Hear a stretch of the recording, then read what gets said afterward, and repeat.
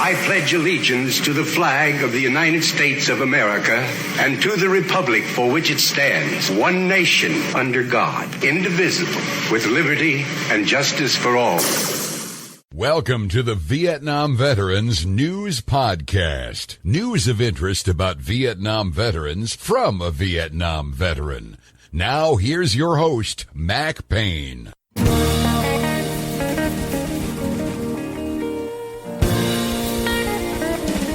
This is Mac Payne here with episode 1763 of the Vietnam Veteran News Podcast.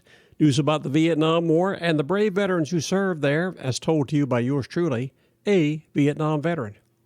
In this episode, I will be continuing my crusade to extol the reputation of members of the Vietnam veteran generation. In this episode, I'm going to tell you about Mike Brown.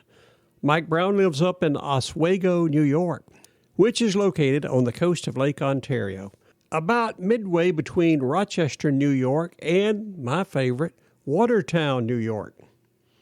Mike just happens to be the pride of Oswego, New York, because he was recently recognized for the good work that he does up there.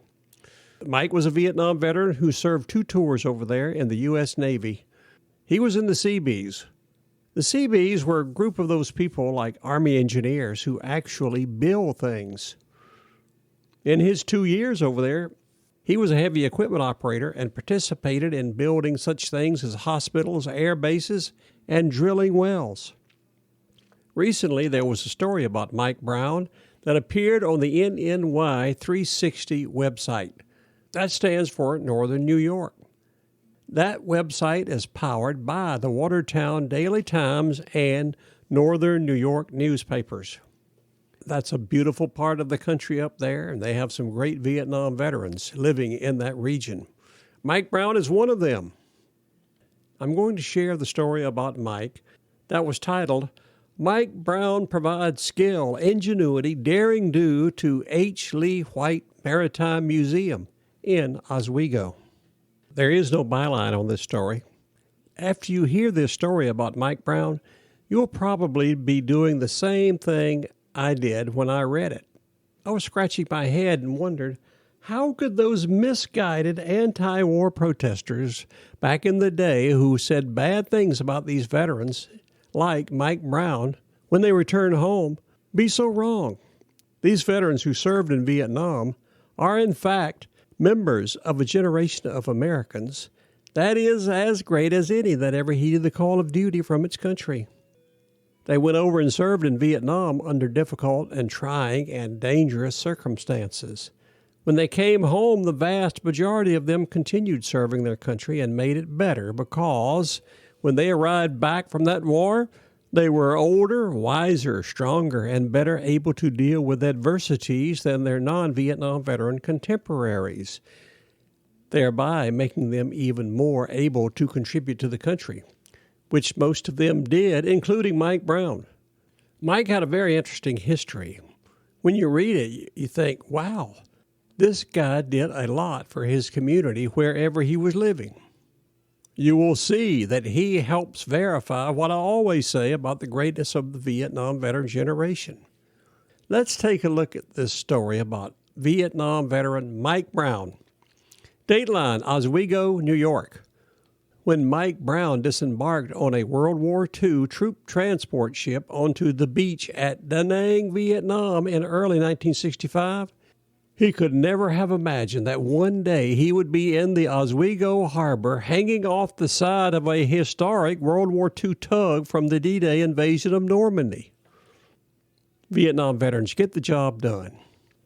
Mike was a 1964 high school graduate from Northport, Long Island, and he immediately enlisted in the Navy Seabees right out of high school at the beginning of the Vietnam War. He served 2 tours there before returning to the United States when his military commitment ended. As a heavy equipment operator, Brown's duties with the Seabees included building hospitals, air bases, and drilling wells. Life then took him from Long Island to SUNY Oswego, where he obtained his bachelor's degree of science in industrial arts and then there to a job teaching at Cato-Meridian High School in Cato. When budget cuts in the 1980s eliminated a middle school industrial arts position, he went to work in the printing industry, running his own small shop and managing an in-plant printing shop in Liverpool. He then set up and ran a printing service for Cayuga Onondaga BOCES in Auburn. A call from a professor friend at SUNY Oswego alerted Brown to a position in the Oswego City School District. They were looking for someone to set up an in-house print shop. This brought him back to Oswego, where he worked for 24 years, retiring in 2012. You know that if he stayed there for 24 years, he must have been doing a good job. Brown kept busy in retirement restoring the house he and his wife Jean purchased near the college, but it wasn't busy enough for him. Jean suggested he volunteer with the White Maritime Museum, and that suggestion resulted in a full-time commitment to the restoration of the historic LT-5 tug, one of the most precious items in the museum's collection. And that leads back to the reason Brown was hanging off the side of that tug. It was in rough shape when I started, said Brown, who had spent countless hours chipping and painting the superstructure, decks, and hull. Because the LT-5 is tied up next to the West Pier, the harbor side of the vessel was a tricky part to paint. I've hung over the sides of that boat many times in order to paint it, he said, but then the city lent the museum a floating dock for better access on the water side. I set up a ladder on the floating side, Brown recounted, and tied it to the tug. That was mighty nice of the city to lend them a floating dock so he could paint the boat. Why didn't they do it sooner? Pardon me, that was an aside. Continuing. It worked well at first, but then the dock started floating away from the tug and the ladder was in danger of falling into the water. Pardon me. I managed to hang on to the side of the tug with one arm and caught the ladder with my foot and the other arm before it could fall into the water. All this time, a Coast Guard boat was passing nearby watching the event unfold. I was able to hoist the ladder up into the tug, Brown explained, and then I hoisted myself back up. When I turned around, the Coast Guardsman gave me a thumbs up. He didn't want to lose the ladder, Brown said, because he had bought it himself especially for the painting job. Can you just see that? He had a little barge next to the tug that he was painting. He put a ladder on the barge and leaned it against the tug. And then the barge began floating away, and he almost fell into Lake Ontario. And all the Coast Guard guys did was watch him. Couldn't they have come over and given him a hand? Well, they did give him a thumbs up. I guess that was better than nothing. Continuing. He had refinished all the exterior wheelhouse and captain's cabin wood doors and windows, as well as sewed a custom canvas winter stack cover. He built 2 replica Browning M250 caliber machine guns for the wheelhouse aft deck. This is why people like Brown are named Volunteer of the Year by an organization like the White Maritime Museum. Without people like Mike, we would not be able to function and accomplish all we do in the community, says Museum Executive Director Mercedes Neese. If I'm mispronouncing that name, Mercedes, please accept my apologies. Not only does Mike give us countless hours of his time, but he and his wife, Jean, support us in other ways as well, the painting exploits and the latter being just one example. Due to his extraordinary efforts, Brown has been named Volunteer of the Year twice by the museum, in 2015 and again in 2019. Although the museum is currently closed due to the COVID-19 '84 crisis, Brown heads down to the West Pier on a regular basis to check the lines holding this historic vessel, particularly when the weather is rough. On a recent inspection, Brown discovered that one of the lines holding the LT5 had broken and the tug was hitting hard against the pier. Not only did he alert NICE, then he alerted the Port of Oswego Authority. He returned to work with Port Authority staff to secure the rig. This could have been a disastrous situation. I kept telling Mercedes that we needed new lines to hold that tug, said Brown. Those old lines are decades old. Knowing the museum's budget was tight and with winter weather approaching, Mike and Jean decided to take matters into their own hands. Remember, Mike is a Vietnam veteran. He said, I talked to Jeannie and we decided we could afford to donate the money for some new lines for the tug. They did just that, and because of their generosity and commitment, the LT5 had a few new lines holding it when one of the old ones broke during a particularly fierce windstorm in March.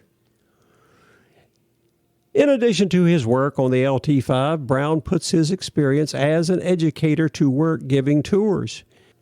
He also contributes carpentry skills to the curatorial end of the museum, helping to construct exhibits, and he has shared his graphic design expertise for the production of some of the museum's print materials. The LT5 remains a special commitment, though, and he would like to see others support this national historic landmark by contributing to its preservation. The Browns have also decided to remember the museum through a planned gift. The best thing that can happen with LT5 would be to get it out of the water and on dry land. Then we could work on it all year round, says Mike. The perils of painting from a floating dock would be eliminated with the LT5 on shore as well. The tug's fenders need to be replaced. That's another big expense, noted Brown, but it's one he feels strongly needs to happen because the LT5 is one of the few tugboats remaining from the D-Day invasion.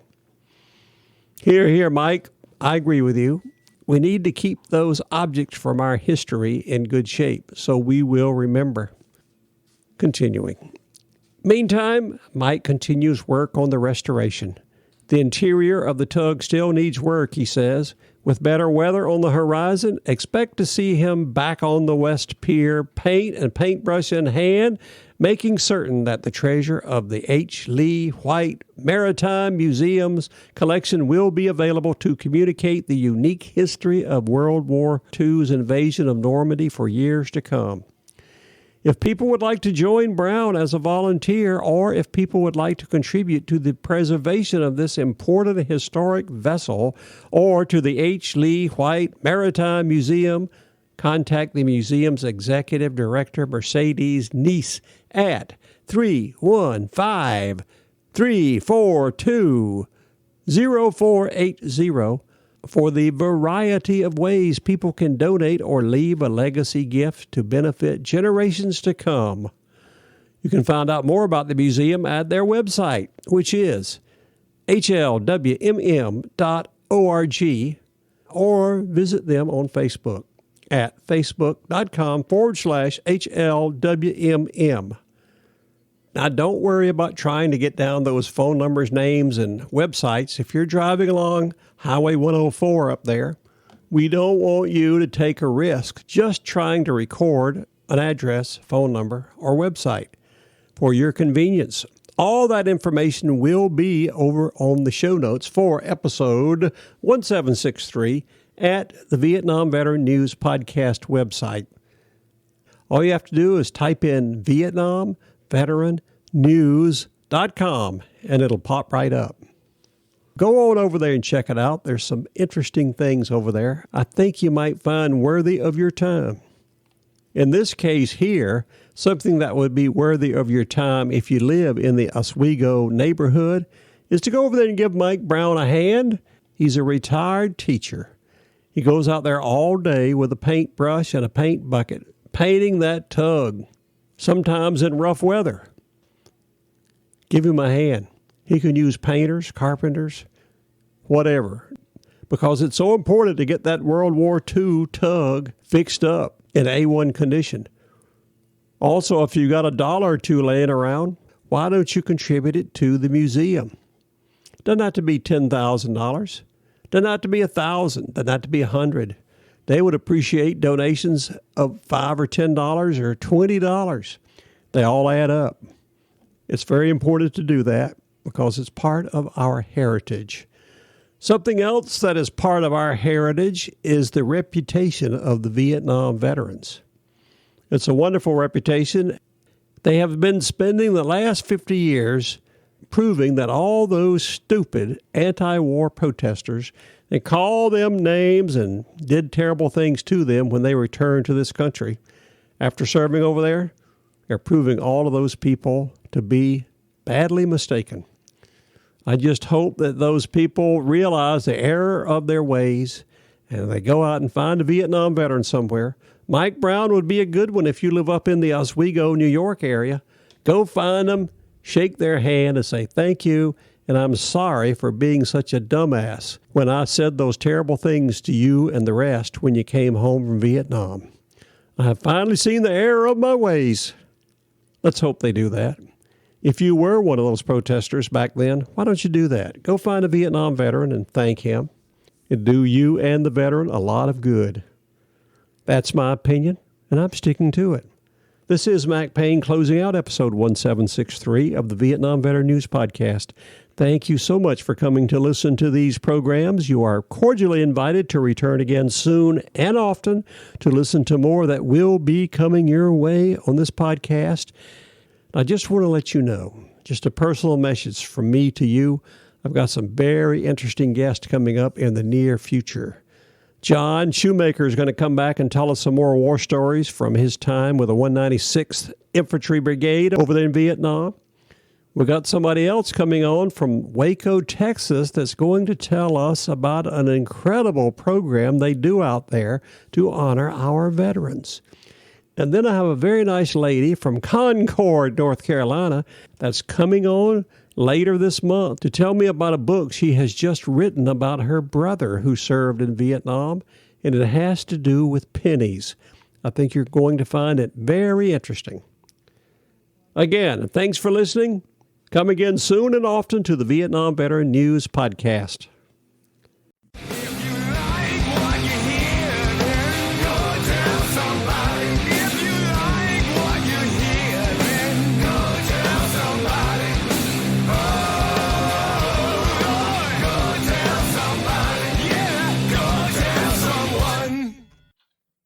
How about that? Ain't that a mess?